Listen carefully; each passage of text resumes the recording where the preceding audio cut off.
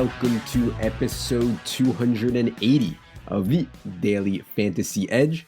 My name is Adam Levitan. I am one of the analysts here at DraftKings. I'm the father of the most beautiful beast in the world, Jerry.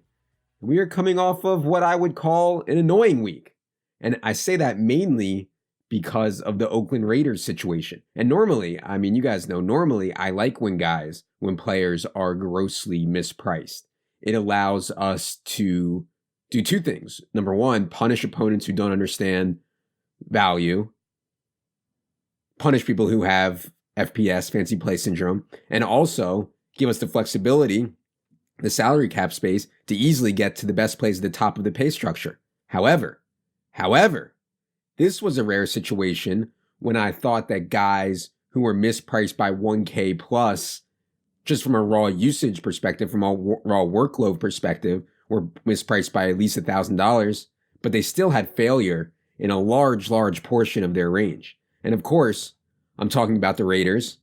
I didn't think Derek Carr was in play at all, given how cheap Josh Allen was, but Darren Waller, Tyrell Williams, Josh Jacobs, they were all just obscenely cheap because their salaries were literally from when Antonio Brown was still on the team.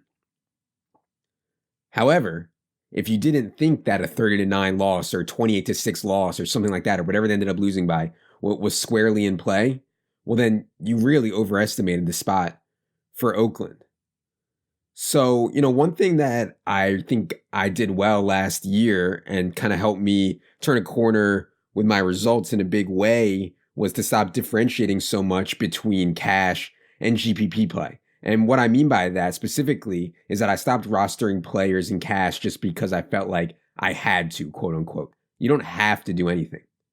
Josh Jacobs certainly fell into that category this week. In other words, I thought Josh Jacobs was just an absolutely egregious GPP play.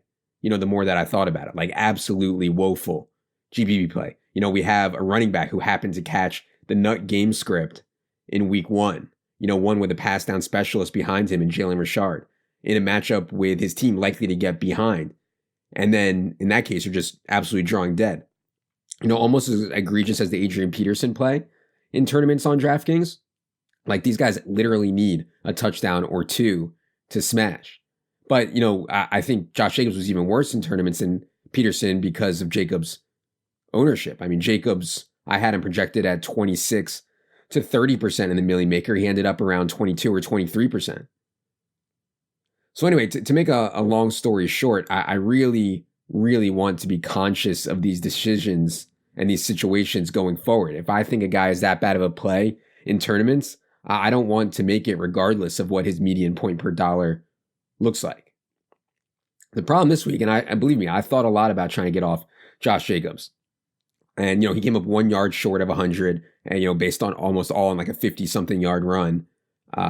Getting the bonus obviously would have been nice, but anyways, I couldn't find ways off him. I liked Matt Breida. I liked James Conner. I liked Saquon Barkley, but I just couldn't find ways there based on the build that I wanted to go with. And maybe I should have had more flexibility at the bottom, which I'll talk about, but maybe I should have had more flexibility at the bottom of the wide receiver pool. I liked John Ross.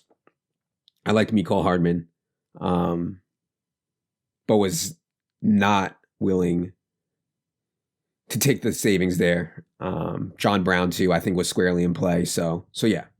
The other annoying thing besides the Raiders situation this week, of course, was the Patriots defense situation. And I actually don't mind defense / special teams being in the game. I think there's a reasonable amount of skill and strategy in picking a defense.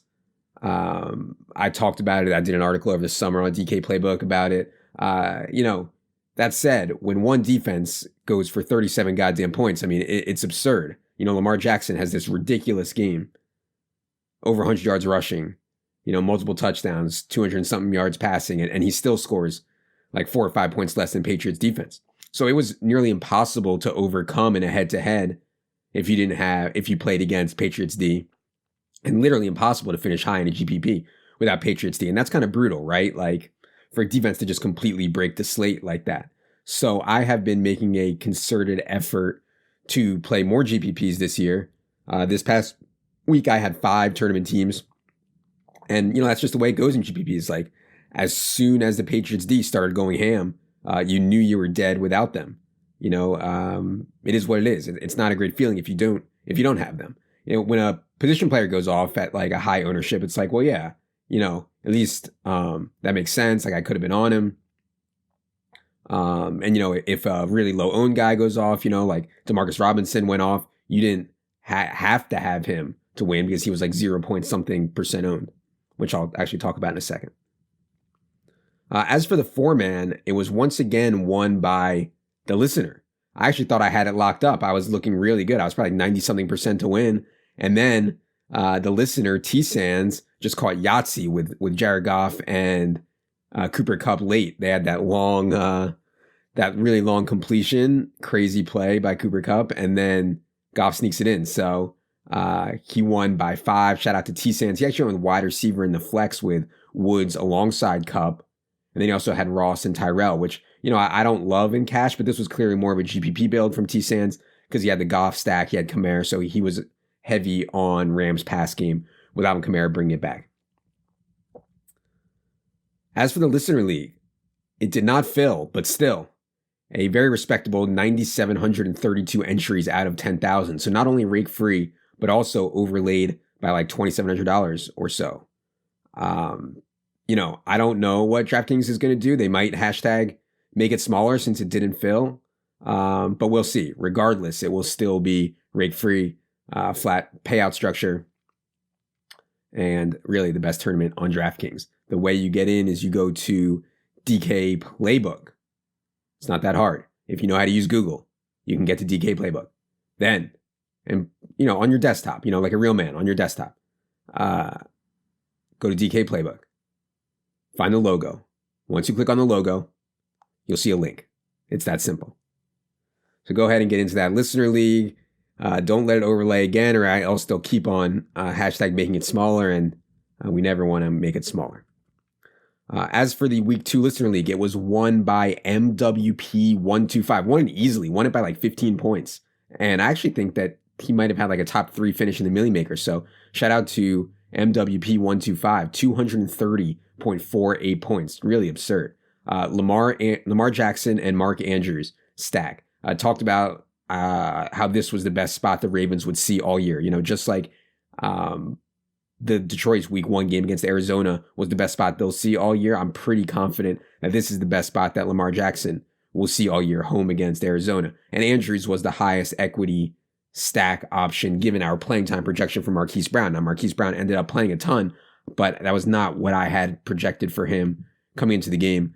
And then he had Dalvin Cook and Eckler, two true beasts at running back. And then he went 4 wide receivers, all low owned. Devontae Adams, 2%. Larry Fitzgerald, 4%. John Ross, 7%. Michael Gallup, 9%. Find that this is like a textbook, way I've been thinking about tournaments. Find your favorite running backs. Don't try to get cute there. Find your favorite stacks, your high upside stacks. Don't get too cute there. And then just try to catch lightning with wide receivers. And that's what he did here with Adams, Fitzgerald, Ross, and Gallup. And of course, he had New England D. I think New England D was like 12% in the listener league or something like that. In second place was Pelkey33. He went Mahomes, Demarcus Robinson, Kelsey, and Tyrell as his stack. Really like, look, I didn't think Demarcus Robinson, we've seen him get opportunities before to play a lot. He's been on the field a lot.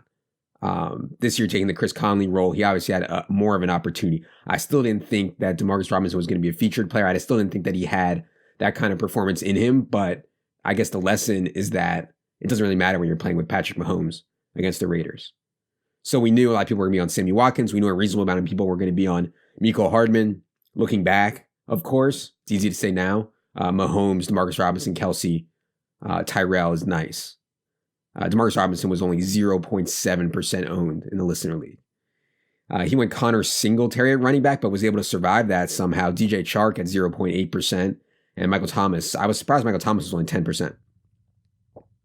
In third place was Plyau34, also Patrick Mahomes stack. This I can't believe that he got third place with this, but Mahomes, Hardman, Kelsey, Tyrell, Josh Jacobs. One thing you can say about Josh Jacobs, yeah, I didn't think he was a good play from ownership and from floor ceiling combo in tournaments, but he was only 4,700. So like it allowed him flexibility to play Kelsey with Mahomes, with Dalvin Cook, with Austin Eckler, et cetera, et cetera. So as I said earlier, well, first of all, congrats to everybody on those Listener League finishes, top 3 finishes. As I said, I've been trying to make 5 GPP teams a week, or, I think I made 3 in week 1. I made 5 this past week. I used them in the 3 max, the 5 max, and some of the MME stuff. Anyways, the best entry of my 3 max pool, and I put my 3 max pool into the Listener League. The best of my 3 max pool finished 194th. I had the Lamar Jackson, Mark Andrews stack, as I already mentioned. 3 workhorse running backs that I really liked: Dalvin Cook, Austin Eckler, James Conner. Then tried to find the high variance, high ceiling wide receivers. I went Brandon Cooks, Will Fuller, DK Metcalf. Of course, Will Fuller ended up 16.8% owned in the Listener League. Not great at that level, obviously. Not a ton of leverage if he goes off. But in the $150 power sweep, Fuller was only 10% owned, so a little better, And one thing about the Listener League you'll see is like guys we talk about on the podcast or guys we tweet about or whatever are going to be more owned. That's just, it is what it is. It doesn't mean that the tournament is tougher, right? It doesn't mean the Listener League is tougher. I've seen people speculate that. It just means that like when the plays we talk about perform well, then the cash line is going to be higher. If the plays we talk about perform poorly, well, then the Listener League cash lines are going to be lower. Shouldn't be that hard of a concept to understand. Anyways, with this lineup that I had, the defense that ended up fitting was the Bills defense, which I liked. There was no wide receiver talent for the Giants. I thought that the Bills could really pressure Eli by just being like, hey, your wide receivers aren't going to beat us. Let's blitz. Let's play man-to-man on the outside and just with one guy. So I really like Buffalo. They did fine. I think they finished with like 6 points. Of course, if New England fits instead of Buffalo, we would have been happy to play them. And then, we're in business. Total Yahtzee, but is what it is. Okay. Get into Listener League this week. Fill it, make it bigger. DK Playbook, find the logo, find the link on that page. Now it is time for the listener questions. Producer Luke, hit the theme music.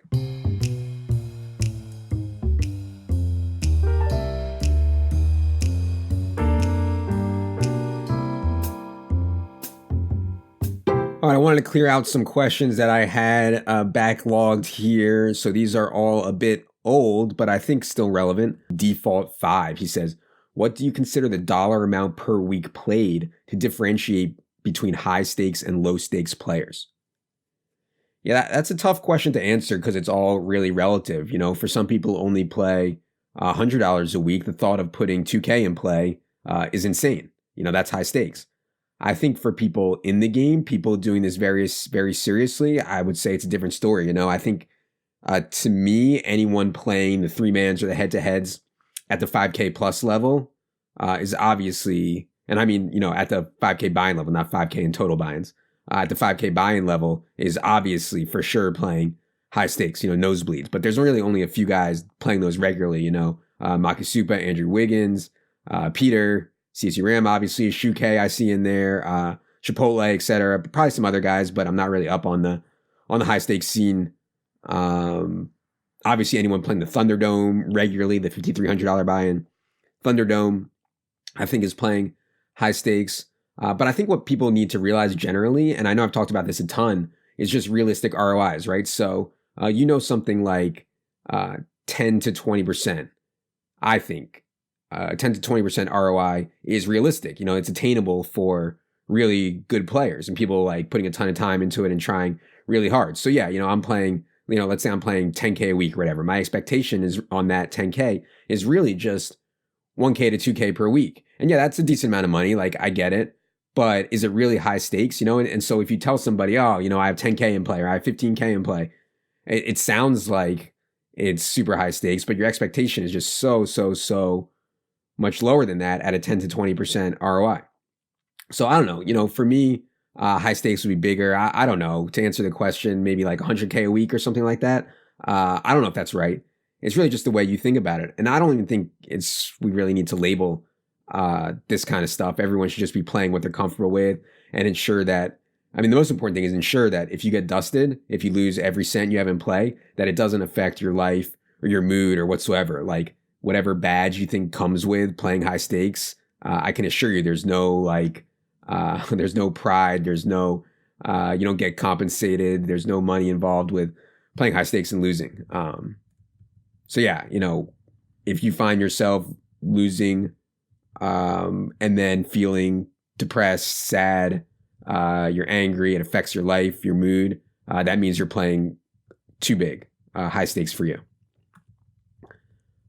Question 3 comes from D. Johnson Swag. He says, envy what seems to be your lack of human contact on a constant basis. How many humans do you actually come in contact with throughout a typical week?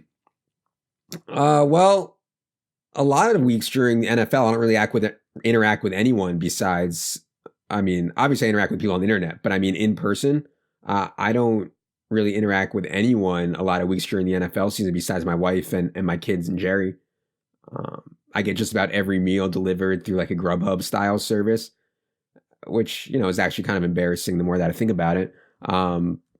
I do go for smoothies a lot. So there's a couple of people that work at the smoothie store that I would consider my friends that, I don't know if that counts as interaction, but the actual most embarrassing part is, so I'm actually the one that gets both my kids ready for daycare / school every morning. My wife is a teacher, so she leaves super early in the morning, like very early before the kids even wake up. And so it's just me getting the kids dressed, getting them breakfast, dropping them off at school. It's quite a scene, believe me. 4 years old and 1 year old, it's wild. But anyways, I get to school and like every other parent dropping their kids off is in a suit, they're in a rush. They're going off to work and I'm sitting there in my mesh and my t-shirt, I'll hang out for a little bit. I'm really wearing what I slept in the night before. But honestly, I don't feel bad about it. I'm just lucky that I'm alive and the kids are alive by the time we get to school, let alone dress in a reasonable fashion. But the people, dropping their kids off, the people that work there, they must just think I'm a total disaster, literally homeless and I don't know, on the verge of death. But I don't know if that counts as an interaction either, D. Johnson Swag, but yeah, it's not much. I'm not sure it's something to envy, but it's not much. Question 4 comes from Steinman. He says, what's your take on people who wear concert shirts more than the day after the concert or to the gym? Is there a need to let everyone know you went to see Motley Crue reunion tour in 2012? Yeah, I actually thought this one was funny. It doesn't bother me really. I don't see that as a brag or annoying or whatsoever. I think it's more irony, like a Motley Crue reunion tour t-shirt. That's a cool one. I wouldn't mind wearing that. I actually think it's way, way worse to wear the t-shirt of the band to the actual concert. We get it. You love the band. You support them by buying the merch. You're buying the tickets. When you're on Team Sex, you blast the music. We get it. But being that obsessed with a group of dudes or chicks who play music, not really my bag.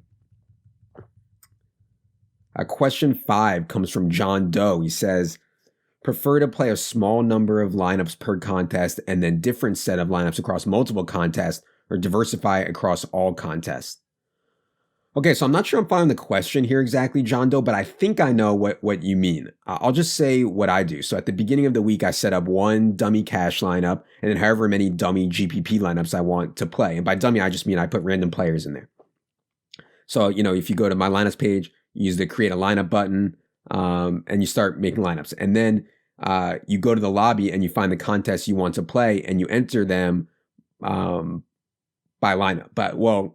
So if you click on a tournament, it'll ask you, do you want to enter all your lineups? Or you can select which ones you want to enter in this contest. So whatever, you go to, the 3-max or whatever that you want to enter. If say you have 5 GPP lineups, you click on that tournament, you select the 3 that are your 3-max lineups and you put them in. And then you just keep doing that over and over again across all the tournaments you want to play. So I'm putting, those 5 that I think are best in all the 5-max, the 20-max, the lowest rake, the best structures, etc. And then, I'll put the 3-max ones in the 3-max, and then I'll put, all my cash lineups into all the cash stuff, all my cash lineup into all the different contests I want to play with that cash lineup. So just all week, I'm just building up contests. that way with just dummy lineups. And then when it comes time to edit them, I edit them, Sunday or Saturday night or whatever, and I start making the teams. So yeah, it'll end up by the end of the week, I'll have some of the tournament teams in smaller field stuff, some in larger field stuff, basically some in lower stakes, some in higher stakes. Basically, I have those 5 teams in a bunch of different stuff. I hope that answers your question. I'm not sure if it did. All right, now it is time to tell you guys about Simply Safe. Did you know that on average, a burglary happens once every 23 seconds in the United States? Approximately 2 million burglaries are reported a year. 83% of burglars admitted that they specifically look to see if there's an alarm. And 20 out of every 1,000 households were burglarized in 2017. And what's crazy is that only 1 in 5 homes have home security. Maybe that's because most companies don't really make it easy. That's why Simply Safe is my top choice, hands down. Simply Safe protects every door, window, and room with 24/7 professional monitoring. They make it easy. There's no contract, hidden fees, or fine print. It's won a ton of awards from CNET to the New York Times Wirecutter. Prices are always fair and honest. Around-the-clock monitoring is just $15 a month. But one thing that truly makes Simply Safe stand out is their video verification technology. When other home security systems are triggered, a lot of time police assume that it's false alarm and the call goes to the bottom of the list. But not with Simply Safe. Using their video verification technology, they're able to visually confirm that a break-in is happening, allowing police to get to the scene 3 to 5 times faster than other home security companies. And for my listeners, Simply Safe has a huge deal going on right now. Go to simplysafe.com/edge and get free shipping and a money-back guarantee. That's simplysafe.com/edge today. simplysafe.com/edge. All right, last question we're going to do today. He says, from Not Schmitty, he says, have you ever been in a wedding/wife's work event and had a run-in with someone playing DFS or talking fantasy without knowing who you are? Yeah, of course. I know you guys think I'm famous somehow, but believe me, that's not the case. We're in a bubble here. No random dude at a wedding is like, hey, that's the CEO of Gender Labs. Let's go talk to him. And yeah, I don't mind talking fantasy with random people who don't know what I do. I actually enjoy that more. The far, far worse situation is in the rare case someone does know what I do and they want help with their squad. They'll like pull out their entire season-long team on their phone, hand it to me and be like, yeah, here, what should I do? Fix my team. And then when I tell these people that I don't really play season long, like you'd think that I told them I had sex with their wife or something like that. They're just like totally in disbelief, totally incredulous. They do not understand what that means. And so, that's like the nut low, hanging out, talking about fantasy. I love that. The nut low is like fix my team type stuff. I get so tilted. Okay. That is going to do it for this solo pod. A reminder, get in the listener league so they don't hashtag make it even smaller. We'll be back on when we're actually recording Wednesday afternoon because Peter is traveling Thursday. So we're going to have the 3-man up Wednesday night, Thursday morning, most likely. So we will see you for that. For Al. Not Al. Al's not here. For Jerry. For producer Luke. I am Adam. Good luck, everybody.